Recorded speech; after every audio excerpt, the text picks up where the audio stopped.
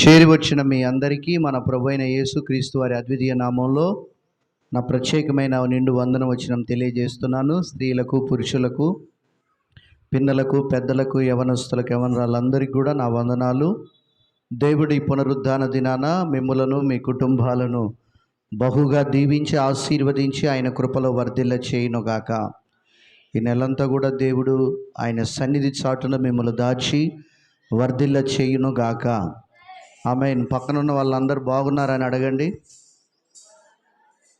బాగలేరా అమ్మా? బాగున్నారా? దేవునికి మహిమ కలుగునుగాక. ఆమేన్. మనం కొన్ని వారాలుగా 90వ కీర్తన దైవజనుడైన మోషే గారు రాసిన 90వ కీర్తన ధ్యానం చేస్తూ వస్తున్నాం. 2వ వచనం దగ్గర మనం ఆగిపోయాం. 2వ వచనం మనం చదువుకుందాం. వేగంగా దేవుని వాక్యాన్ని నేర్చుకుందాం. 90వ కీర్తన 2వ వచనం.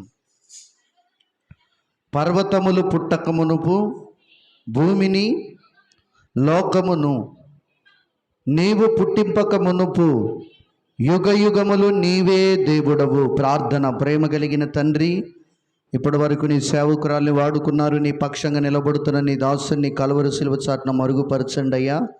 మానవ స్వరాన్ని మరుగుపరిచి దైవిక స్వరం మాత్రం మాకు వినిపించండి. ప్రతి బిడ్డతో మీరు మాట్లాడి ముచ్చటించి సహాయం చేయండి. యేసు దివ్యనామములో ప్రార్థిస్తున్నాము తండ్రి. ఆమేన్. గతించిన వారం మనం నేర్చుకున్నాం అంశం. ఈరోజు కూడా అదే అంశాన్ని ముందు పెట్టుకొని కొన్ని లోతైన విషయాలు మనం నేర్చుకోబోతున్నాం. యుగ యుగములు నీవే దేవుడవు. మనం నేర్చుకునే అంశం ఏంటంట? యుగ యుగములకు యేసయ్యే దేవుడు అనే అంశాన్ని గడిచిన వారంలో మనం నేర్చుకున్నాం. గడిచిన వారంలో మీకు నేర్పించాను.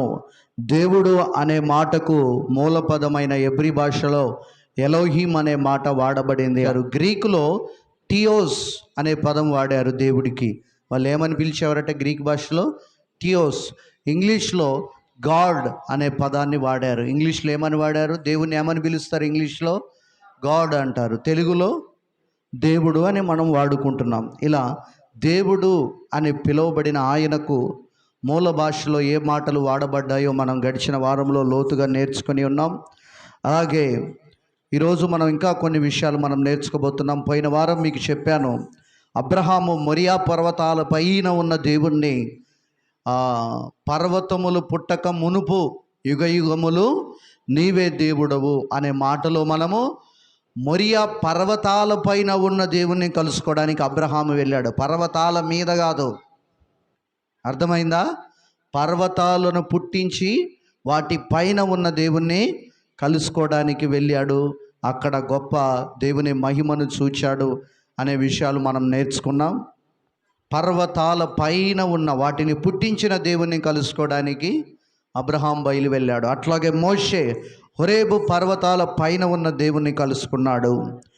అలాగే ఏలియా శక్తికి మించిన ప్రయాణం చేసి ఆ భోజన బలము చేత ఆ యొక్క హోరేబు పర్వతం పైన దేవుణ్ణి కలుసుకునే శక్తివంతమైన పరిచర్య చేశాడని మనం నేర్చుకున్నాం. అలాగే మన దేవుడు పర్వతాలను పుట్టించినవాడు, వాటికంటే ముందున్నవాడని కొన్ని విషయాలు నేర్చుకున్నాం లోతుగా. దావీదు కూడా పర్వతాల పైన ఉన్న దేవుణ్ణి కలుసుకోవడానికి కీర్తన గ్రంథములో ఆయన పలికాడు. 61లో అనుకుంటాను, కీర్తన 2లో ఎక్కలేని ఎత్తైన కొండ నన్ను ఎక్కించని ప్రార్థన చేస్తూ వచ్చాడు. అలాగే 121:1లో దావీదు అంటాడు, కొండల తట్టు నా కన్నులు ఎత్తుచున్నాను. అంటే వాటి పైన ఉన్న దేవుని వైపు చూస్తున్నాడని అర్థం ఇస్తుంది. అలాగే ఈరోజు మనం నేర్చుకుందాం ఇంకొక అంశాన్ని. యెషయా గ్రంథం 45:22 చదువుదాం. యెషయా 45:22 చదివి ముందుకు వెళ్దాం స్పీడ్గా. భూదిగంతముల నివాసులారా, నా వైపు చూసి రక్షణ పొందండి. దేవుడను నేనే. మరి ఏ దేవుడు? అండర్లైన్ పాయింట్, దేవుడను నేనే. ఏ దేవుడను? మోషే ఇదే చెప్పాడు. భూమిని పర్వతాలను పుట్టింపక మునుపు యుగ యుగములు నీవే దేవుడవు. అవి లేనప్పుడు ఆయన ఉన్నవాడు. దేవుడను నేనే, మరి ఏ దేవుడు కూడా లేడు. ఒకే దేవుడు ఉన్నాడు, ఆయన యేసయ్య ఉన్నాడు. ఆమేన్ చెప్తారనుకున్నాను. నేను ఒకే దేవుడు ఉన్నాడు, ఆయన యేసయ్య అంటే సైలెంట్గా ఉన్నారు, ఆమె అని చెప్పట్లేదు. ఆ దేవుని గురించి మనం నేర్చుకుంటున్నాం. మోషే ఆ దేవుని గురించి ఆయన సృష్టి కంటే ముందున్నవాడని కీర్తన ఎత్తి రాశాడు. అలాగే ఎలీషా పరిచర్య కర్మేలు పర్వతం పైన ఉన్న దేవుని కలుసుకొని ప్రారంభించాడు. ఎలీషాని మనం అందరం ఎరుగుదుము. ఏలియా దగ్గర శిష్యత్వం చేసినటువంటి ఒక నమ్మకమైన వాడు అన్నమాట ఎలీషా. ఏలియా ఈ లోకము నుండి కొనిపోయే దినాలలో నా యొక్క శిష్యుడా, నువ్వు ఇన్ని రోజులు పరిచర్య చేసావు, నాతో పాటు దేవుని సేవ చేసావు కనుక నీకు ఏ కోరిక ఉందో ఆ కోరిక కోరుకోమని ఎలీషాని అడిగితే ఎలీషా అంటాడు కదా, నాకు నీ ఆత్మలో పాలు, 2 అంతల పాలు నాకు కావాలి అని దేవుని ఆత్మ ప్రత్యక్షతను కోరుకున్న ఒక నిజమైన భక్తుడండి ఎలీషా. ఆ ఎలీషా యొక్క పరిచర్య కర్మేలు పర్వతం పైనున్న దేవుణ్ణి కలుసుకొని ప్రారంభించాడు. ఏలియా వెళ్ళిపోయాడు. ఏలియా అగ్నిరథాల మీద కొనిపోబడ్డాడు. ఏలియా వెళ్ళిపోయిన తర్వాత ఇదిగో పాఠశాలలో ఉన్న వేద విద్యను అభ్యసిస్తున్నటువంటి శిష్యులందరూ కూడా అన్నారట, మీ యొక్క దైవజనుణ్ణి దేవదూతలు తీసుకెళ్ళి ఆ ఎత్తైన పర్వతాల మీద పడవేశారేమో, నువ్వు వెతుకనంటే లేదు, నా దైవజనుని దేవుడు అగ్నిరథాల మీద పరమునకు తీసుకొని వెళ్ళాడు, వెతకనవసరం లేదంటే అతన్ని బలవంతం చేశారు. బలవంతం చేసి పదండి మీరు వెతకండి నేను వెతుకుతామంటే ఎన్ని రోజులు వెతికిన ఏలియా జాడ కనపడలేదు. ఏలియా పరలోకంలో ఉన్నాడు, పర్వతాల మీద కాదు. చప్పట్లు కొట్టి దేవుని మహిమపరుద్దాం. అందుకనే ఈ తర్వాత ఇక ఒకటే అనుకున్నాడు, పర్వతాల పైన ఉన్న దేవుణ్ణి కలుసుకోవాలని. ఇక ఆ రోజు పరిచర్య ప్రారంభించడానికి బయలుదేరాడు. మనం గమనిస్తే 2వ రాజుల గ్రంథం 2వ అధ్యాయం 25 నుంచి చదువుదాం. 2వ రాజుల గ్రంథం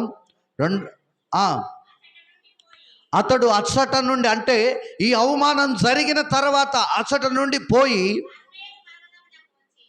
కర్మేలు పర్వతమునకు వచ్చి అచ్చట నుండి పోయి షమ్రోనునకు తిరిగి, అంటే ఆ పర్వతం పైన దేవుని కలుసుకున్నాడు. మనం గమనిస్తే ఆదిలో ఉన్న ప్రవక్తలందరికీ పర్వతాల పైన ఉన్న దేవుని వాటిని వెక్కి కలుసుకొని ఆ ఆత్మ బలము చేత, ఆ అభిషేకము చేత ఆ పర్వతాలను సృష్టించిన దేవుణ్ణి కలుసుకొని ఇదిగో ప్రపంచాన్ని తల్లకిందులు చేసే పరిచర్య వాళ్ళు చేశారు. చప్పట్లు కూడా దేవుని మహిమపరుద్దాం. హల్లెలూయా. ఆ ఒక గొప్ప పరిచర్యను ప్రారంభించాడు. ఎక్కడ కలుసుకున్నాడట? కర్మేలు పర్వతం పైన. ఆ పర్వతాన్ని సృష్టించిన దేవుణ్ణి కలుసుకున్న తర్వాతే ఎలీషా పరిచర్య ప్రారంభించబడింది. శక్తివంతమైన పరిచర్య చేశాడు. ఎందుకంటే పర్వతాలు పుట్టక మునుపు ఉన్న దేవుడు ఆయన్ని మనం కూడా కలుసుకోవాలి. ఆమేన్, హల్లెలూయా. ఆయన్ని మనం తెలుసుకోవాలి. అంతేగాని 90వ కీర్తన అనగానే సావు దగ్గర పాడే కీర్తన కాదు, సావు దగ్గర దినాల దగ్గర చదివే కీర్తన కాదు. ఈ కీర్తన యొక్క ముఖ్య ఉద్దేశం నేను ప్రారంభం ఉపోద్ఘాతంలో చెప్పాను. వాళ్ళు అరణ్య యాత్రలో యాత్రికుల్లాగా, పరదేశుల్లాగా తిరుగుతున్నప్పుడు మరణం యొక్క పరమార్థాన్ని గుర్తెరిగిన దైవజనుడి యొక్క మోషే చేసిన బలమైన శక్తివంతమైన ప్రార్థనని మీకు తెలియజేశాను. హల్లెలూయా. అంతేగాని ఈ కీర్తన ఇంకా లోతైన విషయాలు ఉన్నాయి, మనం ముందు రోజుల్లో తెలుసుకోబోతున్నాం. అలాగే 2వ రాజుల గ్రంథం 4వ అధ్యాయం 25వ వాక్యాన్ని కూడా మనం చూద్దాం. 2వ రాజుల గ్రంథం 4:25. దైవజనుడు యొక్క జాడ ఎక్కడుందో మనం గమనిద్దాం. ఈ ప్రకారం ఆమె పోయి కర్మేలు పర్వతము పైన ఉన్న ఆ దైవజనుని యొద్దకు వచ్చింది. చూడండి, ఎక్కడున్నాడు దైవజనుడి యొక్క పరిచర్య? ఎక్కడుందట? ఆయన ప్రార్థన జీవితం ఎక్కడుందట? పర్వతము పైన. పర్వతము కింద కాదు. ఎక్కడుందంట విజయ్? పర్వతము పైనే మన దర్శనం ఉండాలి. అందరు చెప్పండి. అందరు పక్కన వాళ్ళకు సేకండి ఇచ్చి, పర్వతం పైన నీ భక్తి ఉండాలని చెప్పండి. అమ్మాయి ఆమెకి అందరికీ ఇవ్వండి. అటు రాజేశ్వరికి చెప్పండి. చెప్పు, ఆమె చెప్పు, పక్కన ఉన్నావు చెప్పు. మన భక్తి ఎక్కడ ఉండాలి? పర్వతం కింద ఉండొద్దు. పర్వతం కింద పాపము, లోకము, దాని ఆశలు ఉంటాయి. పర్వతం కింద ఏముంటాయట? లోకము, పాపము, దాని ఆశలు, శరీరాశ, నేత్రాశ, జీవపు డంబాలు ఉంటాయి. అందుకనే నా ప్రభు అయిన యేసు పలుమార్లు తన శిష్య బృందాన్ని వెంటబెట్టుకొని ఇదిగో ఒలివ కొండ మీదకి వెళ్ళాడు, ఒలివ పర్వతం మీదకి వెళ్ళాడు. అందుకనే పాపాన్ని జయించిన ఆయన కల్వరి కొండ పైన శిలువ త్యాగమయ్యాడు. హల్లెలూయా. అందుకనే ఈరోజు నీ భక్తి, నా భక్తి పర్వతాల కింద లిమిడి ఉండకూడదు. పర్వతాల పైన మన భక్తి నియమించుకోవాలి. ఇప్పుడు మనం ఏ పర్వతం ఎక్కగలం? ఇప్పుడు శ్రమలనే పర్వతాల పైన మన భక్తి పునాది వేయబడాలి. ఆమేన్. మనం ఏ పర్వతాలు ఎక్కాలి? శ్రమలు వస్తున్నాయి, ఆ శ్రమలనే పర్వతాలు మనం ఎక్కాలి. ఎలా ఎక్కగలుగుతాం? ప్రార్థనా జీవితంతో ఎక్కగలుగుతాం. పరిశుద్ధ జీవితంతో కలిగి ఆ జీవితాన్ని కొనసాగించగలిగిన వారు ఆ శ్రమల పర్వతాలు ఎక్కగలుగుతారు. ఎందుకంటే కీర్తనలో రాయబడింది, వ్యర్థమైన దాని యందు మనసు పెట్టని వాడే, పరిశుద్ధమైన వాడు, జీవితం కలిగి ఉన్నవాడే యెహోవా పర్వతం మీదికి ఎక్కగలుగుతాడు. ఆమేన్. ఊరికనే కాదమ్మా, ఊరికనే కాదయ్యా, శ్రమలనే పర్వతాల పైన మనం పునాది వేయబడాలి. ఆ పర్వతాల పైన మనం మోకాళ్ళేసి ఆ వాటిని సృష్టించిన సృష్టికర్తను పూజించాలి. అంతేగాని ఆ పర్వతాన్ని పూజించే గుడ్డి భక్తి ఉండొద్దు. పర్వతాలకు, గుట్టలకు, రాళ్లకు, చెట్లకు పూజించేది ఉండొద్దు.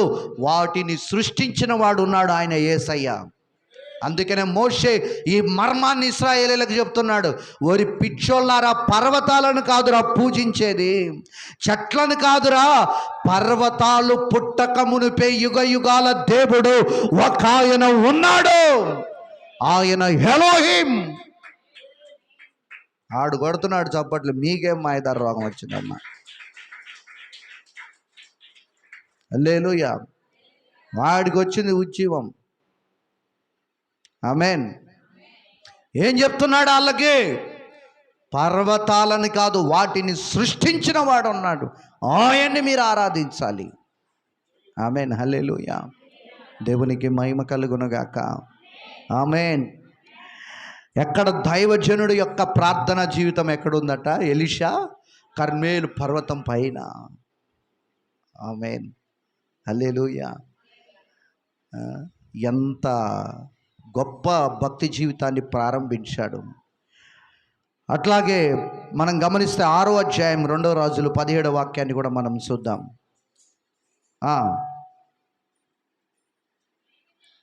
అమ్మా, 2వ రాజుల గ్రంథం 6:17.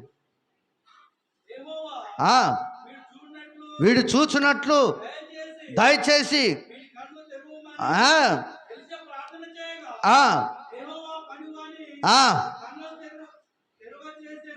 గనుక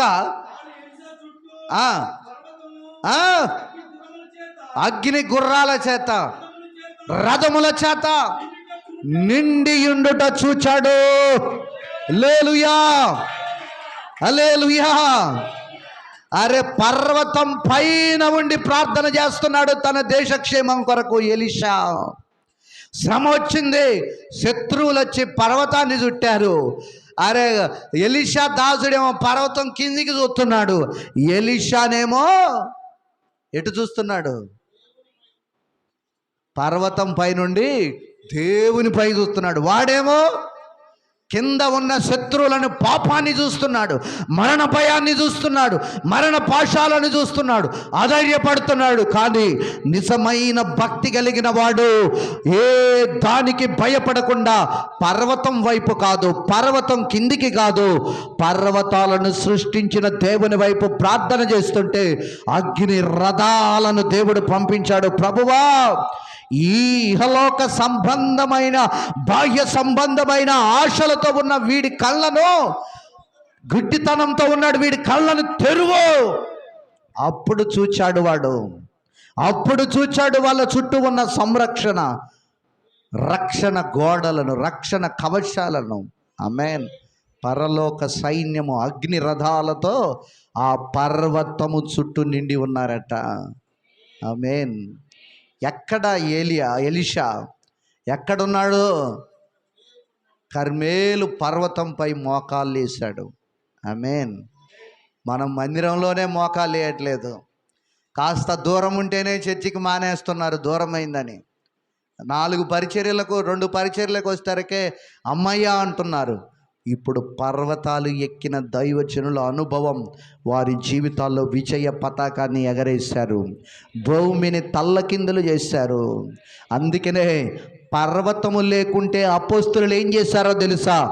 పర్వతానికి సమానమైన మేడగదికి ఎక్కారు. చప్పట్లు కూడా దేవుని మహిమపరుద్దాం. మేడగది పైన, అందరు చెప్పండి, వాళ్ళ ప్రార్థన జీవితం ఎక్కడ అపోస్తులది? మేడగది పైన. పైన పాపము లేదు. ఆమేన్.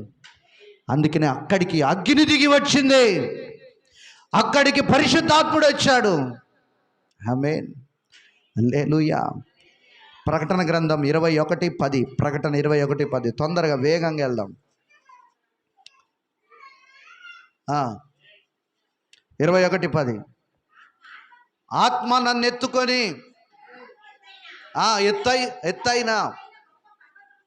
ఎత్తైన ఎక్కడికి తీసుకెళ్ళాడట? ఆత్మ నన్ను ఎత్తుకొని ఎత్తైన గొప్ప పర్వతం మీదకి కొనిపోయి, యెరూషలేమును పరిశుద్ధ పట్టణము, దేవుని మహిమ గలదై. చూడండి, ఎక్కడి నుండి చూశాడట? ఎత్తైన పర్వతం. ఎత్తైన పర్వతం మీద ఏముందట? దేవుని పరిశుద్ధ సన్నిధి, దేవుని మహిమ. ఆమేన్. ఒకసారి చెప్పాను కొండల గురించి నేర్పిస్తూ, ఇంగ్లీష్లో కొండని ఏమంటారు? కొండల్ని. ఇంకా హీల్స్. అది ఒకటే తెలిస్తే ఎట్లా అమ్మా? 2 తెలియాలి, 3 తెలియాలి. ఆమేన్. హల్లెలూయా. మౌంటైన్ అని పిలిచారు, హీల్స్ అని పిలిచారు. ఆమేన్. ఆ ఎత్తైన పర్వతాల మీద, ఆ మౌంటైన్ మీద ఆయన్ని తీసుకొని వెళ్ళి నిలవబెట్టాడట పరిశుద్ధాత్ముడు. అక్కడ దేవుని మహిమను, వీటి గురించి నేను 7 కొండల గురించి ఒకసారి చెప్పాను, మీకు గుర్తుందో లేదో. కొండపైన దేవుని సన్నిధి, దేవుని మహిమ ఉంటుందని. హల్లెలూయా. మనకు గుర్తుంటే ఎప్పుడో పాస్టలం అమ్ముదాం. ఎందుకు ఇక్కడ ఉందో? కొత్త వాళ్ళు వచ్చి కూర్చునేవారు మీ సీట్లో. ప్రమోషన్ వస్తే, జాబ్ ఖాళీ చేస్తే ఇంకోటి వస్తాడు దాంట్లోకి, రాడా? ఇప్పుడు SBI బ్యాంకులో జాన్పాడ్లో మేనేజర్ ఉన్నాడు, ఎల్లకాలం ఆయన ఉంటాడా? ఆయనకు ప్రమోషన్ వస్తుంది, ప్రమోషన్ కోసం వేచి చూస్తాడు. ప్రమోషన్ రాగానే ఆయన పై స్థాయికి వెళ్ళిపోతాడు, ఆయన సీటు ఇంకొకటి వచ్చి కూర్చుంటాడు. మనం మాత్రం ఎవరికి ఇవ్వం, జీవితకాలం అంతా ఇట్లానే విశ్వాసులాగే ఉండిపోదాం. హల్లెలూయా. హల్లెలూయా. ఏమంటావమ్మా సువర్ణమ్మ? దేవునికి ఇస్తుంది, నన్ను ఎందుకు పట్టుకుంటావా అన్నట్టే ఉంది. దేవునికి మహిమ కలుగును గాక. దేవుడు లోతుకు చెప్పారండి. ఎవరికి చెప్పారు? నిద్ర వస్తున్న వాళ్ళు హల్లెలూయా చెప్పండి. దేవుడు లోతుకు చెప్పారు, నీవు త్వరగా, ఏమని చెప్పారు? నీవు త్వరగా పర్వతమునకు పారిపోమ్మని చెప్పాడు. ఎందుకంటే అక్కడ దేవుని సన్నిధి ఉంటుంది లోతు, ఎందుకంటే అక్కడ దేవుని మహిమ ఉంటుంది లోతు, ఎందుకంటే అక్కడ దేవుని ఆదరణ ఉంటుంది లోతు, ఎందుకంటే అక్కడ దేవుని కాపుదల ఉంటుంది లోతు, ఎందుకంటే అక్కడ దేవుని రక్షణ ఉంటుంది లోతు, నీకు ఏ హాని జరగదు లోతు అని దేవుడు ఆ పర్వతము మీదికి వెళ్తే అక్కడ నీకు ఆదరణ, నెమ్మది, సమాధానము, కాపుదల, ఆ అన్నిటికంటే దేవుని మహిమలో నిత్యత్వంలో నువ్వు దాచబడతావని దేవదూతలు లోతుకు చెబితే లోతయ్య గారు ఏమన్నాడో చూద్దామా? ఆదికాండం 19వ అధ్యాయం ఆ దూతలు వారిని వెలుపలికి తీసుకొచ్చి ఆయన నీ ప్రాణమును దక్కించుకొనున్నట్లు పారిపో, నువ్వు వెనకకు చూడకుము, ఈ మైదానములో సరిహద్దులో ఎక్కడ నీవు నీ కుటుంబం నిలబడద్దు, నీవు నశించిపోకుండా ఆ పర్వతమునకు పారిపోమ్మని దేవదూతలు చెప్పారు. అంటే అది దేవుని మాట. ప్రభువా ఏంటంట చెప్పింది ఎవరు? మాట్లాడుతుంది ఎవరు? దేవుడు చెప్పినా కూడా నీకు ప్రమాదం జరుగుద్దా?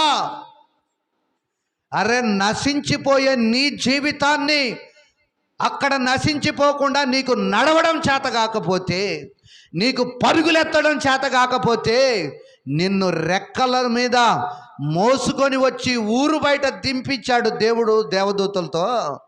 కొండకు పారిపోతుంటే అక్కడ నీకు మరణాన్ని కలగజేస్తాడా? ఇదేనా నువ్వు దేవుణ్ణి అర్థం చేసుకుంది?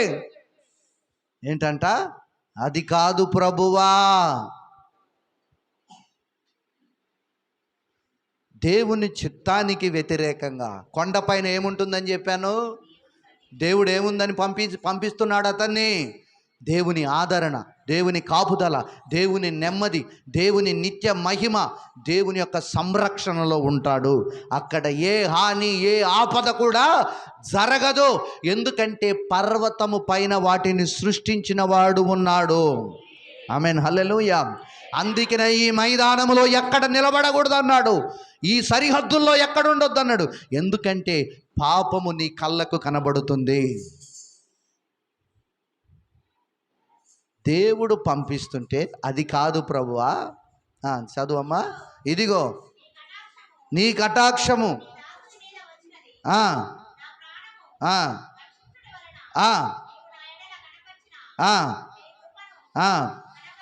ఘనపరిచితిని. ఏంటంట? మరి ఏం చేస్తావు నువ్వు అంటే, ఈ నుంచి కూడా నేను ఎత్తుకెళ్ళి పర్వతం మీద పెట్టాలా? అంటే శ్రమ ఏంటో కష్టం ఏంటో నీకు తెలియొద్దా? బాధ ఏంటో దుఃఖం ఏంటో నీకు తెలియొద్దా? నీకు నువ్వుగా మోకాళ్ళ అనుభవంలోనికి రాకూడదా? అంటే దేవుడు తీసుకెళ్ళ యువతల దాకా మోసుకొచ్చింది దేవుడు కొండ మీద పెట్టలేడా? చెప్పరే.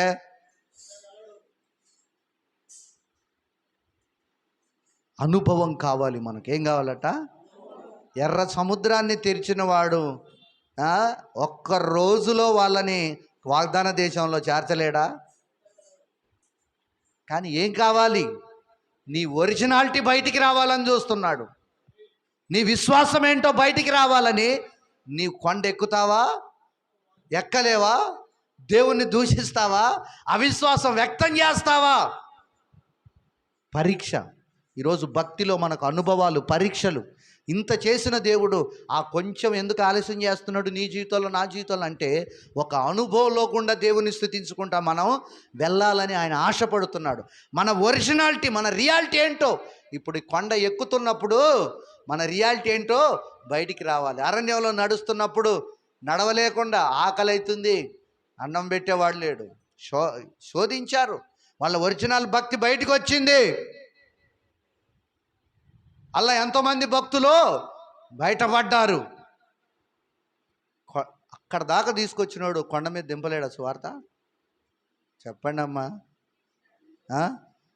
దింపలేడా? మరి నువ్వేం చేస్తావు? ఆడ దింపిన తర్వాత ఇంకా నువ్వేం చేస్తావు అంటున్నాను నేను. హల్లెలూయా. కష్టమేంటో తెలియాలి నీకు, దేవుని మహిమేంటో తెలియాలి. ఆ కష్టంలో దేవుడు ఎలా తోడున్నాడో నీకు ఒక అనుభవం తెలుసుకోవాలి. దేవుని మహిమపరచాలి, అది కోరుకుంటున్నాడు దేవుడు. అందుకనే ఈ కొండ ఎక్కు, నేను నీకు తోడై ఉంటాను, అక్కడ నీకు ఏ హాని కూడా జరగదు అని ఆయన వాగ్దానం చేశాడండి. ఈయనేమంటున్నాడు?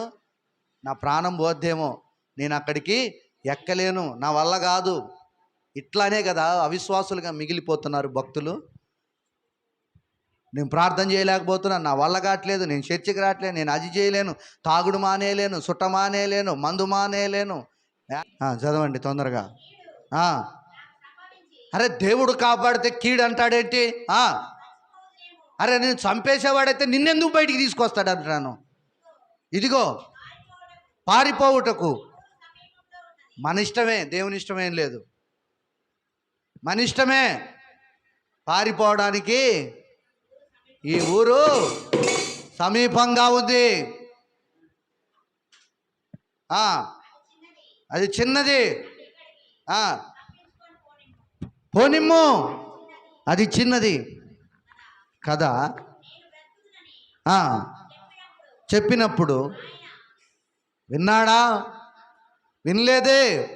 సరే నీ ఇష్టం, పోరా బాబు, నీ కర్మకు నువ్వే బాధ్యుడవు, నీ ఇష్టానుసారంగా పోతున్నావు, నా ఇష్టం అయితే లేదు అని అన్నాడు. సరే పో, ఏం చేయను కానీ వెళ్ళిపో. ఆయన ప్రేమమయుడు కాబట్టి ఏం చేస్తాం, పోరా బాబు అన్నాడు. పోతుంటే ఏం జరిగింది? భార్య ఉప్పు స్తంభమై చచ్చిపోయింది. సావు తలుసుకున్నాడు. ఏమన్నాడు? దేవుడు ఏమనుకున్నాడు? బ్రతికించాలని తీసుకొచ్చాడు. ఈయనేమనుకున్నాడు? నేను చస్తానేమో అని సావుని ముందర వేసుకున్నాడు. వేసుకోలేదా? చస్తాను అనుకున్నాడు, భార్య చచ్చి ఊరుకుంది. చచ్చిందా? దేవుని చిత్తానికి వ్యతిరేకం. దేవుడు చెప్పింది చేస్తే కుటుంబం క్షేమంగా ఉండేది. ఈరోజు దేవునికి ప్రజలకు వ్యతిరేకమైన ఒక శాపగ్రస్తమైన ఒక సంతతి బయటికి రాకుండా ఉండేది. ఎవరా సంతతి? మోయాబీలు. దేవుని చిత్తానికి వ్యతిరేకంగా వెళ్ళిపోతే కూతుర్లు అసభ్యకరమైన కార్యాన్ని జరిగించారు. అక్కడ తండ్రికి ద్రాక్షరసం తాపించి అక్కడికి వెళ్ళిన తర్వాత కాపాడుతున్నాడు. భార్య పోయింది. పోనీ అక్కడికి పోయి ఆయన ఉన్నాడా అంటే ఉన్నాడా? ఆడిపోయినాక ఏమన్నాడు? ఇక్కడ చేస్తానేమో అని దేవుడు ఏ కొండ అయితే చెప్పాడో అక్కడికి పోతే దేవుడు ఉంటాడేమో అనుకున్నాడు. ఆయన చెప్పినప్పుడు ఉండకపోతే ఎక్కడ ఉంటాడండి ఆయన? అక్కడికి పోయి ఆ గుహలో ఉన్నారట. దేవుడు ఉంచాలనుకుంది ఎక్కడా? పర్వతం పైన. వీళ్ళు మరలా వెళ్ళింది ఉండి ఎక్కడా? గుహ, చీకటి, పాపపు కూపంలో ఉన్నారు. ఎక్కడున్నారండి? ఎక్కడున్నారండి? దేవుడు ఎక్కడ ఉంచాలనుకున్నాడు? పైన, వెలుగులో, మహిమలో. వీళ్ళు ఎక్కడున్నారు? చీకటిలో, పాపములో ఉన్నారా? మరియమ్మ గారు గుహలో. సోయారు చిన్నగుందట, ఇక్కడ ఉంటే మళ్ళా చేస్తానేమో అని కూతురుని ఎమ్మడి పెట్టుకొని దేవుడు చూపించిన ఆ కొండ పోతే బతుకుతానేమో అనుకున్నాడు. ఆయన చెప్పినప్పుడు వినకపోతే నువ్వెక్కడ బతుకుతావురా బాబు? హల్లెలూయా. దేవుని మీద ఆధారపడి అగ్నిలోనికి వెళ్ళినోడు జావలేదు. నువ్వెట్ట చేస్తావు? దేవుని మీద ఆధారపడి సింహాల గుహలోకి వెళ్ళినోడు, బోన్లోకి వెళ్ళినోడు సావలేదు. నువ్వెట్ట చేస్తావు?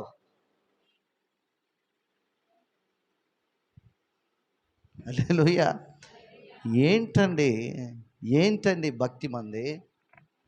మన ఇష్టమేనా? దేవుని ఇష్టం ఏం లేదా? చెప్పండి అక్కలారా, మన ఇష్టమేనా? అది కాదు ప్రభా, నువ్వేం చేయలేవు, నేనే చేసుకుంటానంటే అన్ని నష్టాలే జరుగుతున్నాయి. చాలా విషయాలు ఉన్నాయి. హెబ్రీ పత్రిక 2వ అధ్యాయం 3వ వాక్యం. తొందరగా స్పీడ్గా వెళ్దాం. హెబ్రీ పత్రిక 2:3. గాడ పొత్తలపాలెంలో కీర్తన అని ఒక అమ్మాయి ఉంది. చెప్పగానే లోతు ఏం చేశాడట? నిర్లక్ష్యం. రక్షణ ఇచ్చాడు. ఇంత గొప్ప రక్షణను మనం నిర్లక్ష్యం చేసిన ఎడలా ఎలాగూ తప్పించుకుంటాం? తప్పించుకున్నాడా? తప్పించుకోలేదు. తర్వాత ఫిలిప్పీ పత్రిక 3:13-14, 62, లూకా 9:62, ఫిలిప్పీ 3వ అధ్యాయం 13-14 వాక్యాలు. సహోదరులారా,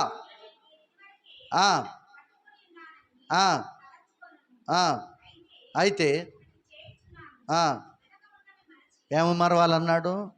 వెనుకున్నవి మరిచి ముందున్న వాటి కొరకే క్రీస్తు యేసునందు దేవుని ఉన్నతమైన పిలుపునకు కలుగు బహుమానం పొందవలనని గురి యొద్దకే పరిగెత్తుచున్నాము. ఏం మరచమన్నాడు అయ్యా? ఏం మరచమన్నాడయ్యా? అమ్మలారా, నీకు దండవమ్మా, కొద్దిసేపు వినండి అమ్మా. ఏం మరం అన్నాడు? ఏం మరం అన్నాడు? మర్చావా మరి? లోతు భార్య మరిచిందా? వెనక్కు తిరిగి చూడొద్దన్నాడు యేసయ్య. వెనకున్నాయి మర్చిపో లోతు అని చెప్పాడు. ఏం చేసింది? ఏమైంది? లూకా 9:62. నాగటి మీద చెయ్యి పెట్టి వెనక తట్టు చూచేవాడు ఎవ్వడు పాత్రుడు కాడు. అయ్యా రాళ్ళు పాత్రలో కాలేదు. హల్లెలూయా, దేవునికి స్తోత్రం. ఒకరోజు సమరయ స్త్రీని యేసు ప్రభు బావి దగ్గర కలుసుకున్నాడు. ఎక్కడ కలుసుకున్నాడమ్మా? అమ్మా, బావి దగ్గర. ప్రభుతో మాట్లాడుతూ అంటుంది కదా, అయ్యా మా పితరులు అండర్లైన్ పాయింట్ ప్రతి మాట నేను ఆశ్చర్యపోయాను నిన్న ఈ వాక్యం చదువుకుంటూ. మా పితరులు ఈ పర్వతమందు ఆరాధించారంట. ఆమె ప్రభుతో చెప్తుంది. ఎప్పుడన్నా చదివారా సమరయ స్త్రీ గురించి? అయ్యా మా పితరులు ఈ పర్వతమందు ఆరాధించారు కానీ అంటుంది ఆమె.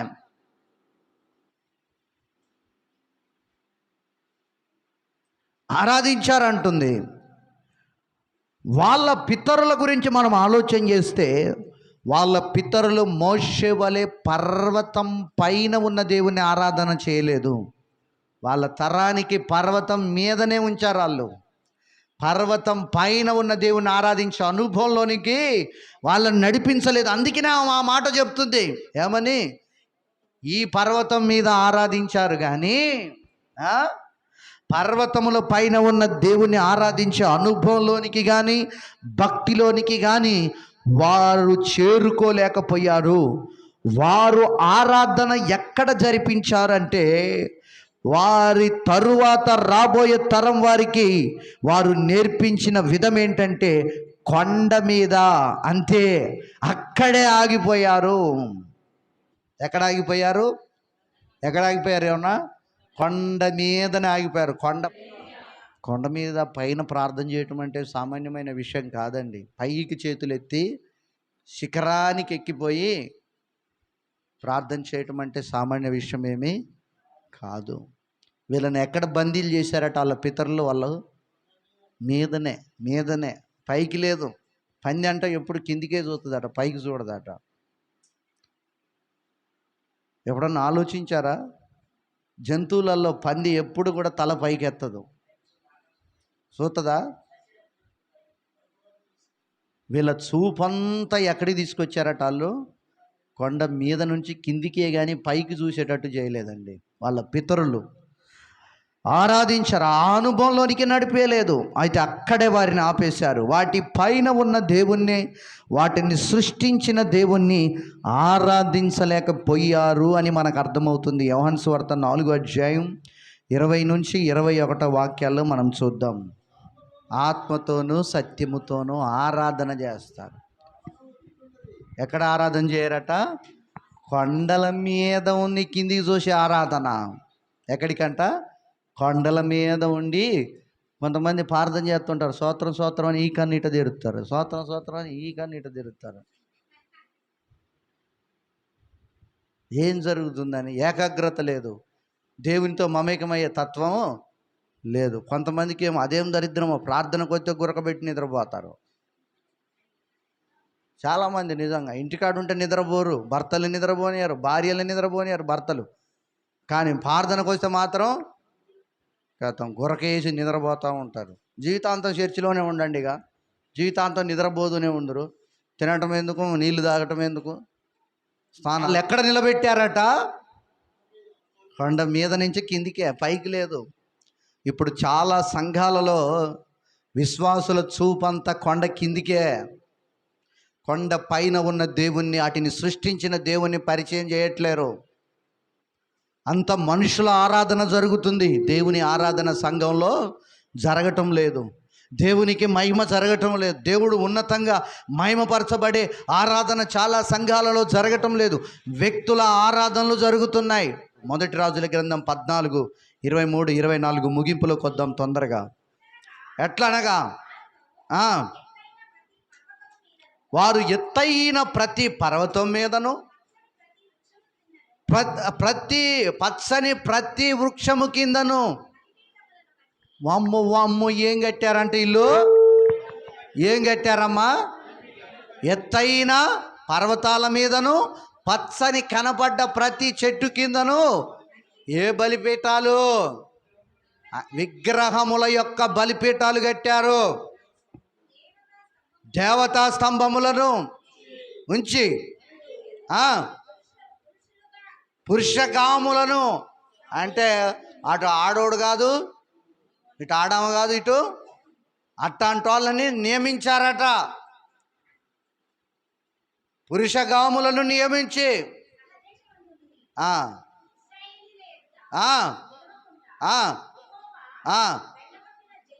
చూడండి, ఇశ్రాయేలీల మధ్య అపవిత్రమైన జనాంగం ఉండకూడదని ఎల్లగొట్టిన జనాలను ఏయకీయ ప్రకారముగా యూదా వారు చేస్తూ వచ్చారట. అపవిత్రులతో సాంగత్యం వద్దమ్మా, వద్దయ్యా తమ్ములారా. అపవిత్రులతో, వాళ్ళు ఎల్లగొట్టబడిన జనాంగం, వాళ్ళతో నీకేంటి సహవాసం? తృణీకరించబడిన జనాంగం వాళ్ళతో నీకేంటి సహవాసం? వ్యభిచారులతో, దొంగలతో, చోరులతో, నరహంతకులతో, అబద్ధికులతో, మాంత్రికులతో, వీళ్ళతో దైవభక్తులకు వాళ్ళు అలాంటి వాళ్ళనే దేవుడు లోకంలో నుంచి వెలివేశాడు, వాళ్ళని సంఘంలో నుంచి వెలివేశాడు వాళ్ళని. అలాంటి వాళ్ళతో దేవుని బిడ్డలకు ఏంటి సాంగత్యం? అదే పౌలంటాడు, విగ్రహములకు దేవునికి ఏమి పొందిక? విశ్వాసికి అవిశ్వాసికి పాలెక్కడిది? ఏమి పొందిక? క్వశ్చన్ చేశాడా చేయలేదా? రోమపత్రికలో ఏంటి అసలు సంబంధం? ఎత్తైన పర్వతాల మీద ఏం కట్టారట? బలిపీఠాలు కట్టారు. బలిపీఠాలు కట్టుకొని పచ్చని ప్రతి చెట్టు కింద బలిపీఠాలు కట్టి విగ్రహములను నిలబెట్టి దేవతా స్తంభములను నిలబెట్టి వాటి కొరకు పురుషగాములను నియమించారట. ఎవరు వీళ్ళు? దేవుని నమ్మినటువంటి వాళ్ళు. వాళ్ళ పితరులు ఎక్కడ నిలబెట్టారట వీళ్ళని? యేసయ్యతో చెప్తుంది ఆమె, ఏమంటుంది? కొండ మీద ఏం కట్టారట? ఆ అన్య బలిపీఠాల దగ్గరనే వీళ్ళని ఉంచారు. అందుకనే ఈ శాపగ్రస్తమైన బ్రతుకులు, ఈ సమరయులు వెలివేయబడ్డారు. ఒకప్పుడు సమరయులు అంటే యూదులే, బెబ్లోన్ చెరలో ఉన్న వాళ్ళు. వీళ్ళు ఆ విగ్రహాలతో మలినమయ్యారని యూదులు ఏం చేశారంటే, వీళ్ళు అంటరాని వాళ్ళు, అపవిత్రులని వీళ్ళని వెలివేసి వీళ్ళకు సమరయులని పేరు పెట్టారు. ఆ అంటరాని వాళ్ళ దగ్గరికి వెళ్ళి, యేసయ్యా, ఆమె వెళ్ళగానే అంటుంది, అయ్యా నువ్వు యూదుడవు, మేము సమరయులవు, మాతో మాట్లాడకూడదయ్యా నువ్వు అని యేసయ్యని బ్రతిమలాడుకుంది. అంటే మీకు మనుషులకు మీకు అంటరానితనాలు ఉంటాయి, నేను దేవుణ్ణి. హల్లెలూయా, హల్లెలూయా అని దేవుడు వాళ్లకు రక్షణ కల్పించాడు. వాళ్ళ పితరులు అన్య బలిపీఠాల దగ్గర కొండల పైన ఉంచారు, కానీ వాటిని సృష్టించిన సృష్టికర్తను చూపించలేక పోయారు. ఈరోజు సంఘమా నేను మీకు చూపిస్తున్నాను, కొండ పైన ఉన్న మన యేసయ్య, ఆయన వైపే ప్రతిరోజు ఆయన వైపు చేతులు చాపుదాం, ఆయన వైపు కన్నులెత్తుదాం. హల్లెలూయా. ఆయన తెలుసుకొని ప్రయాణం చేద్దాం. ఆమెన్, హల్లెలూయా, ఆమెన్. ఈరోజు సేవకులు, పాస్టర్లు, మా పాస్టర్ దేవుడండి అంటున్నారు విశ్వాసులు. ఎవరంట? మా పాస్టర్ యేసయ్య తర్వాత యేసయ్య అండి. వీళ్ళ భక్తి ఎక్కడుందట? కొండ కింద అన్య బలిపీఠాలు. ఇవే ఏంటి అంట? అన్య బలిపీఠాలు. దేవుని స్థానము దొంగిలించువాడు దేవునికి యోగ్యమైన వాడు కాదు. నా మహిమను నేను ఎవడికి ఇచ్చువాడును కాదన్నాడు యెషయా గ్రంథంలో. హల్లెలూయా. ఆ స్థానాన్ని మోషేకి ఆపాదిస్తారనే మోషేని తీసుకెళ్ళాడు దేవుడు. ఆ విషయం మీకు తెలియదు. ఆ స్థానాన్ని, దేవుని స్థానాన్ని మోషేకి ఆపాదిస్తారనే దేవుడు మోషేను వాగ్దాన దేశం చూడక మునిపే వాళ్ళ మధ్య నుంచి తీసుకొని వెళ్ళిపోయాడు. మీ సేవకుడు మీకు దక్కాలి అంటే సేవకుడిని సేవకుడిలాగే చూడాలి, దేవుణ్ణి దేవునిలాగే ఆరాధించాలి, సేవకుడిని ప్రేమించాలి. లేకపోతే తట్టా బుట్టా చదిరిస్తారు నడు అంటే అని అంటాడు. హల్లెలూయా, హల్లెలూయా. ఎక్కడ పచ్చని ప్రతి చెట్టు కింద ఈరోజు ఎంతమంది క్రైస్తవులు చాలా మటుకు ఏం చేస్తున్నారట, ఇట్లాంటి హేయమైన విగ్రహాల క్రియలు చేస్తున్నారు. హల్లెలూయా. ఇది మనకు తగదండి, దేవుడు ఒప్పుకోడండి. ఇది బైబిల్ చెప్తుందండి, నా మాటలు కాదండి. నా మాటలైతే ఎవరు మీరు తీసుకోవద్దండి, ఇవి దేవుని సత్యమైన మాటలు. హల్లెలూయా. నేను ఏదైతే దేవుని ఆత్మచేత బోధిస్తున్నానో మీరు ఇప్పుడు వినకుంటే రేపు పరలోకంలో కూడా ఇదే మాటలు అడుగుతాడు దేవుడు. మాట మారదు, ఆకాశము భూమి గతించినా కానీ దేవుని మాట ఎన్నడూ కూడా గతించదు. ఈ మాటలు నిలిచి ఉంటాయి. అడుగుతాడు. ఆ రోజు నా సేవకుడితో నేను ముక్త కంఠంతో ఏకస్వరంతో నేను మాట్లాడుతూ వచ్చాను, మీరు విననొల్లని ప్రజల వలె ఉన్నారని అడుగుతాడు. హల్లెలూయా. ఎందుకంటే నోవాహు కాలములో గొప్ప పర్వతములు సైతం మునిగిపోయాయి. ఏమయ్యాయట? ఎందుకు? సృష్టికర్త ఆయన. ఎవరంట? గొప్ప గొప్ప పర్వతాలన్నీ కూడా మునిగిపోయాయి, కానీ దేవుడు ఉన్నాడు. దేవుణ్ణి నమ్మిన కుటుంబం పర్వతాల పైన జలముల మధ్య రక్షణ ఓడలో ప్రయాణం చేస్తున్నారు. నమ్మితే బిగరగా చప్పట్లు కొడదాం. యుగ యుగములు నీవే దేవుడవు, పర్వతాలు పుట్టక మునుపు నీవే దేవుడు యేసయ్యా. అందుకనే పర్వతాలు సైతం నోవా కాలములో మునిగిపోయాయి. దేవుడున్నాడు, దేవుణ్ణి విశ్వసించిన కుటుంబం ఉంది. ఈరోజు దేవుణ్ణి సరిగా వెంబడిస్తే సృష్టి గతించిపోతుంది, పంచభూతాలు గతించిపోతాయి. దేవుడు ఉంటాడు, దేవుని నమ్మిన నువ్వు ఉంటావు. నమ్మితే చప్పట్లు కొట్టు. అట్లా 7:19-20 వాక్యాలు. ఆదికాండం.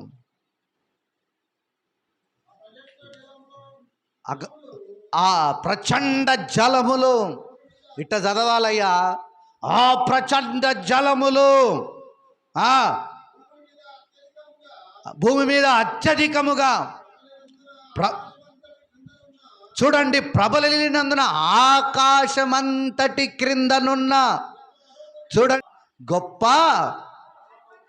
పర్వతములన్నీ, అండర్లైన్ పాయింట్, గొప్ప పర్వతములన్నీ. మోషే అందుకే అన్నాడు, పర్వతములు పుట్టక మునుపు యుగ యుగములు దేవుడు వాటిని సృష్టించిన వాడు. గొప్ప పర్వతములన్నీ మునిగిపోయాను. దేవుడున్నాడు, దేవుని నమ్మిన కుటుంబం ఉండి జలముల పైన అల్లాడిన దేవుని ఆత్మతో మమేకమై వాళ్ళు దేవుని మహిమపరిచారు. ఆది కాండములో ఏమని రాయబడింది? అగాధ జలముల పైన దేవుని ఆత్మ అల్లాడుచుండెను. ఆ పర్వతాల పైన ఉన్న జలముల పైన ఆ కుటుంబం తేలి ఆడుతూ ఆ పరమాత్ముడైన దేవునితో మమేకమై వాళ్ళు మహిమపరిచారు, ఆయన ఆరాధించారు. హల్లెలూయా, హల్లెలూయా. పోయిన వారం చెప్పాను, ఈ సృష్టి గతించిపోయిన తర్వాత కూడా దేవుడు ఉంటాడు. అందరు చెప్పండి, ఈ సృష్టి గతించిపోయినా మన యేసయ్య ఉంటాడు. సృష్టి దేవాతి దేవునికి ఏది కూడా కలపలేదు, దానివల్ల కాదు. అది ఆయన నుండి ఏది కూడా తీసివేయలేదు. దేవుడు ఉంటాడు, అది గుర్తుపెట్టుకోండి. పోయిన వారం రిఫరెన్స్లు కూడా చెప్పాను, పోయిన వారం ఈ మాట కూడా చెప్పాను, మళ్ళా ఇప్పుడు చెప్తున్నాను. పాత నిబంధన అంతా కూడా సినాయి పర్వతం చుట్టూ తిరుగుతా వచ్చింది. కొత్త నిబంధన అంతా కూడా కల్వరి కొండ చుట్టూ తిరుగుతూ వచ్చింది. ఇది దైవజనుడైన మోషే రాసిన లేఖనం. అందరం ప్రార్థన చేసుకుందాం. ప్రభువా, ఈరోజు